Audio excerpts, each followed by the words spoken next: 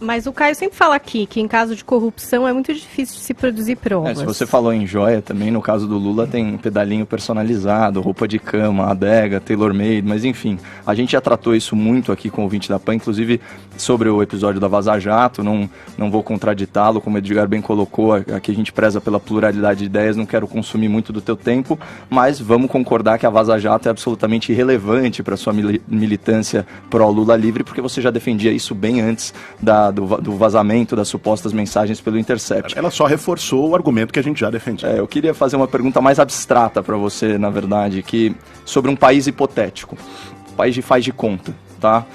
Nesse país, as últimas eleições elas foram comprovadamente fraudadas. Os líderes da oposição são perseguidos políticos, eles estão encarcerados, exilados, alguns torturados, alguns mortos, inclusive. Opositores presos sem julgamento. A ONU visitou esse país e apurou que em uma semana esse ano, mais de 26 pessoas foram mortas por forças oficiais e milícias pró-governo ao protestarem nas ruas. 850 pessoas nesse país imaginário foram encarceradas. Nesse país, o mesmo governo está governando desde os anos 90.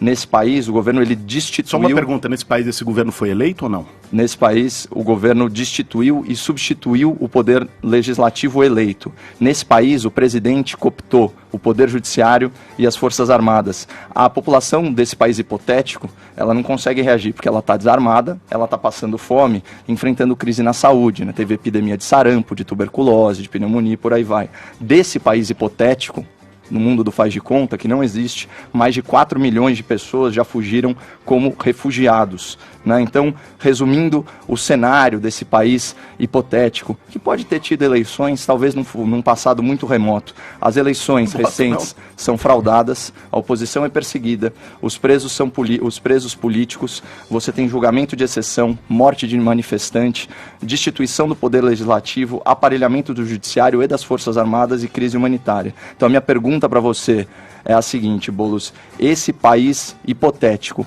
pode ser considerado uma democracia? Caio, eu vou lhe responder com uma outra pergunta. Vamos também partir agora para um momento imaginação do programa e vamos imaginar um outro país. Solta a vinheta, eu já tô perdido aqui, viu? Peraí, eu não sei mais o que está acontecendo. Um país, eu quero te propor uma imaginação de um outro país. Esse país é esse. Um país em que é hipotético, hein? Escutem bem, ouvintes, hipotético, não existe. Em que uma presidente da República foi eleita democraticamente. Em que o principal opositor dela na campanha, né, que nem menino mimado, no dia seguinte diz que não reconhece os resultados e pede recontagem. Que a partir disso, mesmo ela tendo sido eleita democraticamente, 2 meses depois começam a surgir manifestações de uma série de grupos, alguns com financiamento internacional dos irmãos Koch, pedindo a saída dessa presidenta. Que uma pessoa comprovadamente corrupta, como presidente do Congresso Nacional desse país hipotético, conduz um processo de derrubada dessa presidenta contra as leis desse país hipotético, porque nesse país hipotético tinha uma Constituição que dizia que uma presidenta só poderia ser derrubada com crime de responsabilidade. Neste país hipotético, inventam pedaladas fiscais e derrubam essa presidenta botando um vice que era nomeadamente corrupto. Ele assume com apoio daqueles mesmos movimentos que diziam ser contra a corrupção e que acusavam essa presidente hipotética de ser corrupta, mesmo que nunca tenha se comprovado nada contra ela. A pergunta. Aí, vai chegar próximo da eleição seguinte e uma outra pessoa do partido dessa presidente está liderando as pesquisas com chance de ganhar no primeiro turno e ele é preso por um processo que depois se mostra profundamente viciado. Aí entra um candidato, como presidente eleito após isso, com disparos de WhatsApp pagos, né, por empresas privadas ilegalmente, e o juiz que condenou aquele que liderava as pesquisas vira ministro deste presidente. Neste país hipotético, Caio, você consideraria esses processos dentro da normalidade democrática? Vai ser uma delícia responder a sua pergunta, mas eu tenho a prerrogativa, não só por ser o entrevistador, como por ter feito a pergunta primeiro, de me reservar o direito de só responder quando você responder. No país hipotético que eu descrevi para você antes, ele pode ser considerado uma democracia, sim ou não? Olha, você não, obviamente, assim como eu, não descrevemos países hipotéticos. Você descreveu a sua versão sobre o que ocorre na Venezuela. Consigo identificar.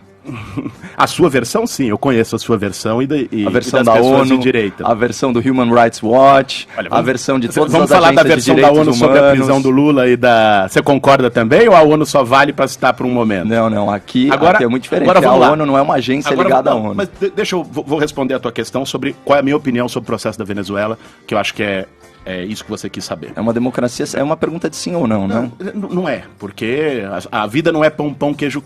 Nesse caso porque quando você a tem tua preso pergunta político... também pode ser de sim ou não. Se você me responder com sim ou não, agora, a questão da Venezuela é a seguinte. Venezuela é um país que tem uma dependência crônica, tem a chamada doença holandesa, tem uma dependência crônica do petróleo.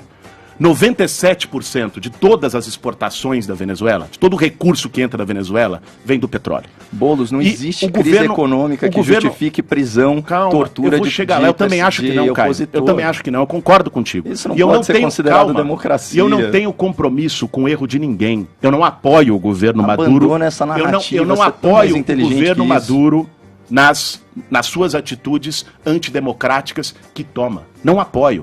Agora, eu também não apoio... É parcialmente ditador, ele é meio grave. Eu não apoio uma invasão norte-americana como solução. Mas o que uma coisa tem a ver com a outra? O que tem a ver que é exatamente isso que está sendo proposto pelos Estados Unidos. O fato dele ser ditador ou não implica na... É isso que está sendo proposto pelos Estados Unidos. Não, mas isso não muda o cenário militar do venezuelano. Eu perguntei o diagnóstico político. É uma ditadura ou não é? O povo venezuelano tem que decidir os caminhos da Venezuela. Na Venezuela você teve... Qual povo? O que saiu, os 4 milhões de refugiados, ou os que ficaram lá passando fome? Você teve uma degradação democrática na Venezuela, né?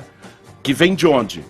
O processo da própria Assembleia Constituinte, da forma como foi eleita, se sobrepondo à Assembleia onde o governo tinha minoria, que vem de um processo de radicalização das manifestações de rua, nos quais não se pode também, de uma maneira hipócrita, né, isentar de responsabilidade uma oposição que queima alimentos, uma oposição que mata gente, não sei qual, uma oposição que se autoproclama presidente da República da maneira mais ridícula possível, né? Se criou um conflito ali que nada do que vem é bom. E o que eu quero apresentar em relação a isso é que a solução para a crise venezuelana será dada pelo povo da Venezuela. Não será dada pelo exército norte-americano, não será dada por autoproclamação, muito menos pelo Jair Bolsonaro. Como que eles podem se organizar se as eleições são fraudadas e se quando eles vão às ruas eles correm risco de vida? Olha, as eleições presidenciais na Venezuela, a última, foi reconhecida pelo Carter. Foi reconhecida por gente que não é insuspeita de bolivarianismo. E pelo sócio da Smartmatic? Foi... De quem? Da Smartmatic, a empresa responsável, falou que na contabilização oficial tinha 1 milhão de votos a mais. Cara, se você pegar o dono da empresa, Boulos, Zapatero, se você pegar assim, observadores europeus que são contra o Maduro, né, e que reconheceram a legitimidade do processo eleitoral presidencial, sim, o questionamento que se tem é a Assembleia Constituinte se sobrepondo à Assembleia Nacional eleita, que a oposição controlava. Esse sim. Agora, sim, ele destituiu o poder legislativo, capturou o poder judiciário e o poder militar. O questionamento sobre a eleição presidencial, outra coisa, vai ter eleição presidencial agora, né? A oposição tem que concorrer, aposto que ele vai ganhar. Aposto que ele vai ganhar. Aposto que ele vai ganhar. Voltando ao Brasil, Boulos, eu queria te propor duas coisas, na verdade. Eu quero te fazer uma pergunta e eu quero te fazer uma proposta. Depois eu quero que o Caio responda do país imaginário aí que eu quero te fazer essa proposta porque eu acho que é uma proposta... democracia, Boulos, graças a Deus. E só é uma democracia porque a gente tirou um projeto criminoso de poder que infelizmente você apoiava. Claro. Um minuto, Caio. O do Bolsonaro é que é um projeto que não tem nenhuma ligação com milícia que você apoia. Boulos, eu quero te fazer